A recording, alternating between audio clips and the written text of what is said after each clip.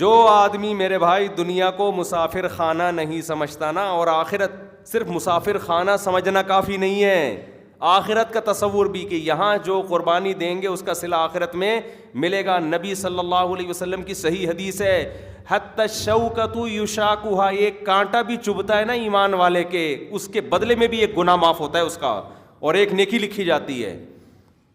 ہمارے ہاں تو ٹینشنوں پہ اللہ نواز رہے ہیں. اللہ کہتے ہیں صبر کرو, ایک کانٹا بھی ضائع نہیں کروں گا, ایک کانٹے پہ بھی گناہ معاف ہوگا تمہارا, اس پہ بھی آخرت میں اجر ملے گا.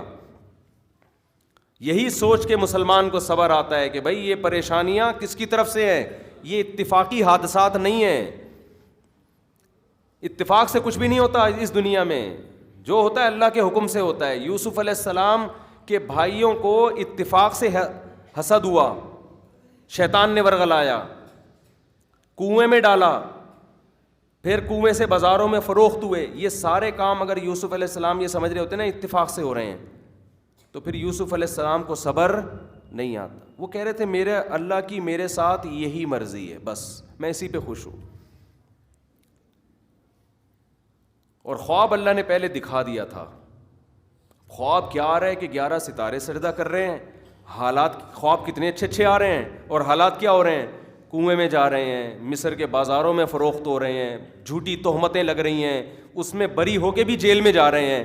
پھر جیل سے نکلنے کا انتظام ہوا تو بادشاہ کو جو بتانے والا تھا کہ جیل سے نکالو وہ بھول گیا, مزید جیل میں پڑے رہے ہیں.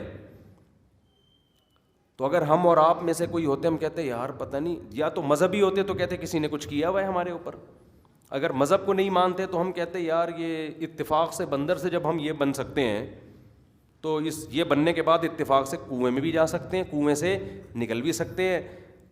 اتفاق تو ہوتے ہیں لوگوں کے ساتھ, بازاروں میں فروخت بھی ہو سکتے ہیں, جھوٹی تہمتیں بھی لگتی ہیں, اس سے بری بھی ہوتے ہیں, اور پھر بھی جیل بھی چلے جاتے ہیں. پھر جیل سے جب نکلنے کا انتظام ہو تو جس کم وقت کو بتایا تھا نکلوا دے وہ بھول بھی سکتا ہے. سب چیزیں اتفاق سے ہو کہ ڈپریشن میں جا جا کے آدمی اپنے سر کو دیواروں سے مارے گا, پھر یار یہ کیا ہو رہا ہے, یہ نکل کیوں نہیں رہا میں.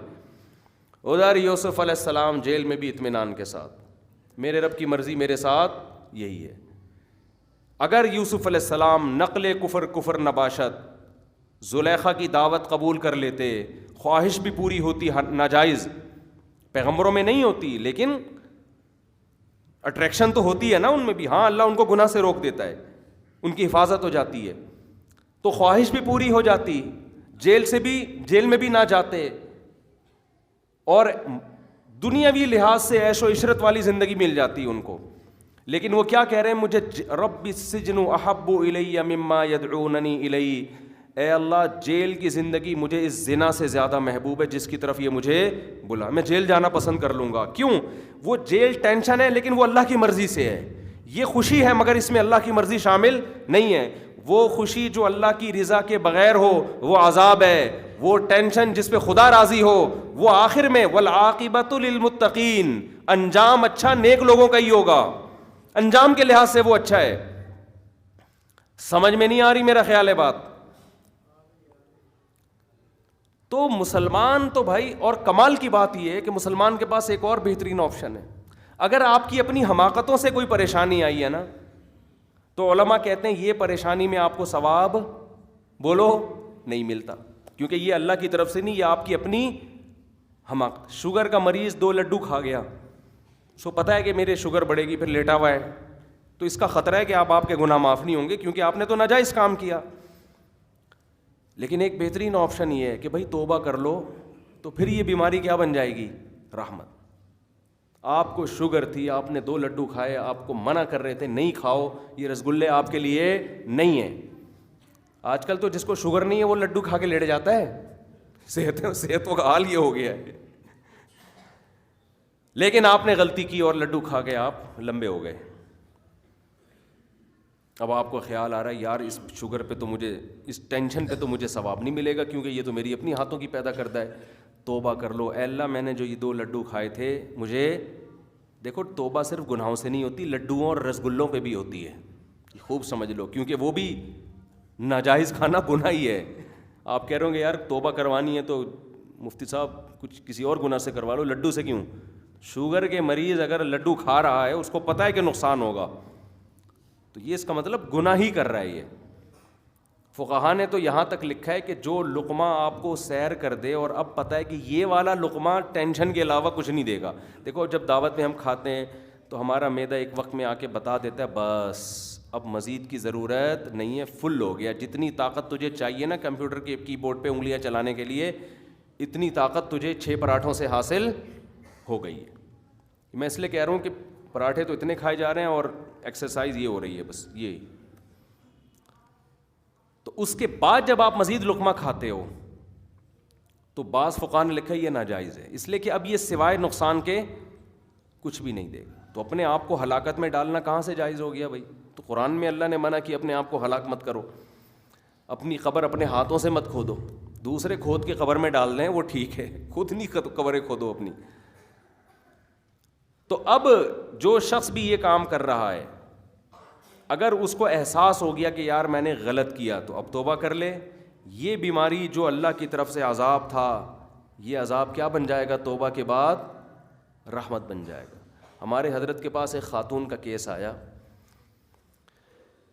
وہ جب بلوغت کی دہلیز پہ قدم رکھا بہت ان کے رشتے آئے شادی کے لیے بہت, لیکن انہوں نے ریجیکٹ کیا. ابھی ایجوکیشن جیسے آج کل لبرل خواتین کر رہی ہوتی, نہیں جی ایکچولی ماں باپ بھی کہہ رہے ہوتے ہیں ایکچولی بچی کو ہم نے یہاں تک پڑھانا ہے ایجوکیشن, اور وہ ٹوپی ڈرامے چلا کے. ایجوکیشن کے ہم خلاف نہیں ہیں لیکن ایجوکیشن کی وجہ سے نکاح سے روکو گے تو برباد کر دیا آپ نے اپنی بچی کو, کیونکہ مرد لڑکی میں ایجوکیشن بعد میں دیکھتا ہے, اس میں اٹریکشن پہلے دیکھتا ہے.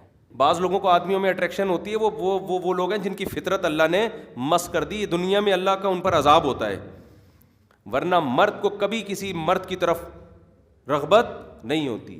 جانوروں میں ایسا نہیں ہوتا, یہ تو گدھا بھی یہ کام نہیں کرتا جو آج کل ہومو سیکشولیٹی کے نام پر دنیا میں ایک فحاشی کو پھیلایا جا رہا ہے. تو مرد عورت میں اٹریکشن دیکھتا ہے, ایجوکیشن اس کے بعد.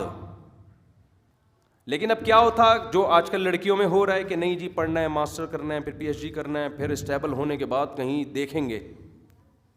اب جب ایک عمر ڈھلکنا شروع ہو جاتی ہے اس کے بعد ان کو خیال آتا ہے تو پھر لڑکے لفٹ کرانا چھوڑ دیتے ہیں. ویسے لفٹ کرا لیں گے گرل فرینڈ بنانے کے لیے, وہ کہتے ہیں گرل فرینڈ تو ٹائم پاس ہے, لیکن بیوی بنانے کے لیے لفٹ نہیں کراتے. پھر وہ کہتے ہیں بھائی یہ بہت ٹینشن والا کام ہے, سلیکٹڈ ہونی چاہیے. اور جس معاشرے میں ایک شادی کا رواج ہو وہاں تو ویسے ہی ان کا معیار بہت ہی اونچا ہوتا ہے. 2-4 کا رواج ہو آدمی کہ چلے یار ایک 40 سال والی ہے, ایک 45 والی, ایک 20 والی, ایک 25 والی, چلو مارکیٹ میں. یہ بھی فائدہ ہوتا ہے نا بھائی. 40 سال والی ذرا یہ ہوتا ہے کہ سگڑ ہوتی ہے, ٹھیک ہے بھائی وہ کم جوان ہے لیکن میچور ہے. نبی صلی اللہ علیہ وسلم کو قرآن نے کیا کہا؟ عسیٰ ربہ ان طلقکن ان یبدلہ ازواجا خیرا منہن مسلمات مؤمنات قانتات تائبات عابدات سائحات ثیبات وابکارا. امہات المومنین کو نبی نے کہا نا کہ آؤ میں تو اسی غربت میں رہوں گا, تو غربت میں گزارا کرنا ہے تو ٹھیک ہے, نہیں تو جاؤ. تو اللہ نے کہا کہ تم اگر نبی سے طلاق لے لو گی تو اللہ اپنے نبی کی دوبارہ شادیاں کرائے گا, اور اس میں کنواری بھی ہوں گی, بیوہ طلاق یافتہ بھی ہوں گی. تو اب علماء نے یہاں لکھا ہے کہ اللہ نبی کی بیوہ اور طلاق یافتاؤں سے بھی شادی کرائے گا. یہ بھی نبی کے لیے نعمت ہے. کیوں؟ کنواری میں کچھ فائدے ہوتے ہیں جو بیوہ میں نہیں ہوتے, لیکن بیوہ میں کچھ ایسے فائدے ہوتے ہیں جو کنواری طلاق یافتہ میں نہیں ہوتے. میچور ہوتی ہے, اس کا مینٹل لیول آپ کے جتنا ہوگا. تو جس معاشرے میں زیادہ نکاحوں کا رواج ہو نا وہاں مرد کہتا ہے یار میں کسی میچور خاتون سے شادی کروں گا, کسی پڑھی لکھی سے کروں گا, کسی ایک معمر خاتون سے کروں گا. جیسے نبی نے حضرت خدیجہ سے بھی کی, ان کی عمر 40 سال, اور حضرت سودا سے بھی کی, ان کی عمر بھی زیادہ, اور امی عائشہ سے بھی کی, ان کی عمر بہت کم. تو جس معاشرے میں ایک ہو نا وہاں پھر مرد کمپرومائز نہیں کرتا. وہ ساری فائدے اس کو ایک بیوی سے چاہیے, وہ خوبصورت بھی ہو, وہ میچور بھی ہو. اب آپ لے آئے 9 عمر, وہ باتیں بچکانا والی کر رہے, آدمی کہہ رہے یار اس کو دیکھو. ایک خاتون نے مجھے کہا میرا میاں جب بھی گھر آتا ہے میں کہتی ہوں میرے ساتھ بیٹھ کے بات کرو, تو وہ بات نہیں کرتے. میں نے کہا کیوں نہیں کرتے؟ کہتے ہیں وہ کہتے ہیں تم جب بھی بات کرتے ہو الٹی کر رہی ہوتی, کبھی آج تک تم نے ڈھنگ کی بات زبان سے نکالی نہیں ہے. اب جب اتنی کم عمر لے آئے تو وہ سمجھداری, وہ کیا وہ شام کے حالات پوچھے گی آپ سے, شام میں کیا ہو رہا ہے, فلسطین میں کیا ہو رہا ہے, کیا خیال ہے, نئی حکومت کس کی آ رہی ہے, ترکی میں 2023 میں معاہدہ کا, وہ اس کو ان چیزوں میں دلچسپی نہیں ہے. وہ بچی ہے بھائی, اس کی سوچ وہی والی ہے, تو اب آپ کو وہ نہ وہ مہمانوں کی خدمت کرے گی آپ کی, نہ آپ کی اماں کی, اس کی تو اپنے کھیلنے کودنے کی عمر ہے. آپ اس سے یہ امیدیں لگا کے بیٹھے ہو کہ دیوروں کے کپڑے بھی دھوئے, وہ استری بھی کرے اور یہ بھی کرے اور وہ بھی کرے. ایسا نہیں ہوتا بھائی, ایسا کرو گے تو کوئی بھی نہیں آئے گا. وہ جتنے مینٹل لیول ہے اس حساب سے یہی ہے بس. اگر آپ کو چاہیے کہ آپ اپنی بیگم کے ساتھ حالات حاضرہ پہ ڈسکشن کرو, بزنس کے تجربے لو آپ اس سے, بیگم میں ایک نیا بزنس شروع کرنا چاہتا ہوں, تو پھر آپ کو کم از کم ماسٹر بھی کی ہوئی ہو, اور پھر مینٹل لیول میں بھی ماسٹر ہو, وہ میچور بھی ہو, عمر بھی زیادہ ہو.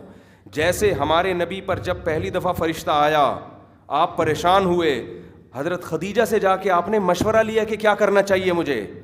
وہ میچور تھیں, وہ قوم کی سرداروں میں سے تھیں, وہ ان کی ایج تھی, انہوں نے دنیا دیکھی تھی. انہوں نے سب سے پہلے کہا کہ میں اپنے, کیا نام تھا ان کا, ورقہ ابن نوفل, ان کے پاس آپ کو لے کے جاؤں گی. تورات کے بڑے عالم ہیں, وہ تورات میں دیکھ کے بتائیں گے کہ یہ کیا ہے, یعنی وہ عالم ہے نا, عالم بتا سکتا ہے.